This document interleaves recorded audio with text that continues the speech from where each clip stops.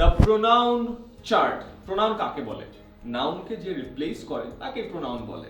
আর প্রোনাউনের ক্ষেত্রে একটা জিনিস মনে রাখা দরকার, একটা প্রোনাউনের কিন্তু একটা ডেফিনিট অ্যান্ড রেকগনাইজেবল অ্যান্টিসিডেন্ট থাকা লাগে, মানে পূর্বসূরি। প্রোনাউন তাকে রিপ্লেস করছে যদি নাই বুঝি, প্রোনাউনের সাথে কোনো লাভ নাই। For example, Aiman and Shubho went for shopping, full stop. He bought a football. The question is, who bought a football? Aiman নাকি শুভ? বোঝা যাচ্ছে না তো, right? The latter one bought a football. তার মানে আইমান and শুভ, তো শুভ ফুটবলটা কিনছে। Or the first one, the first person bought a football, মানে আইমান ফুটবলটা কিনছে। সো যদি আমি জাস্ট হি বলি, হিটা কাকে রিপ্লেস করছে কিন্তু বোঝাই যায় না। সো রিমেম্বার, অ্যাবাউট প্রোনাউন্স, নাউনকে যে রিপ্লেস করে তাকে প্রোনাউন বলে, বাট প্রোনাউনের একটা প্রপার পূর্বসূরি দরকার। যদি পূর্বসূরি নাই থাকে তাহলে প্রোনাউনটা কার জায়গায় আসছে তো আমি বুঝতেই পারছি না। এরপরে আসি প্রোনাউনের চার্ট। প্রোনাউন হয় চার প্রকার। Subject pronoun, I. Object pronoun, মানে যেটা অবজেক্টে থাকে, মি। এরপর আসে পজেসিভ প্রোনাউন, মানে পজেস করা, কোনো কিছু ওন করা, মাইন। এরপর আসে reflexive pronoun, my self. So আমি যদি একেবারে ফার্স্ট পারসনের কথা বলি তাহলে কি হলো? সাবজেক্ট মানে যেটা সাবজেক্টে থাকে, আই।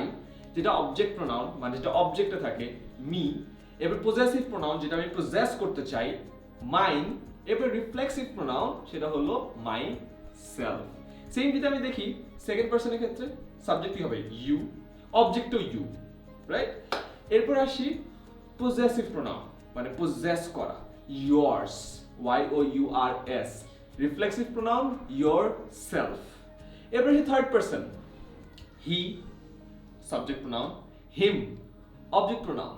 পজেসিভ প্রোনাউন হলো his, রিফ্লেক্সিভ প্রোনাউন হলো himself। এবার আমি যদি ফিমেল সাইড থেকে বলি, she, subjective, her, object, hers, hers, possessive pronoun, and lastly reflexive, herself।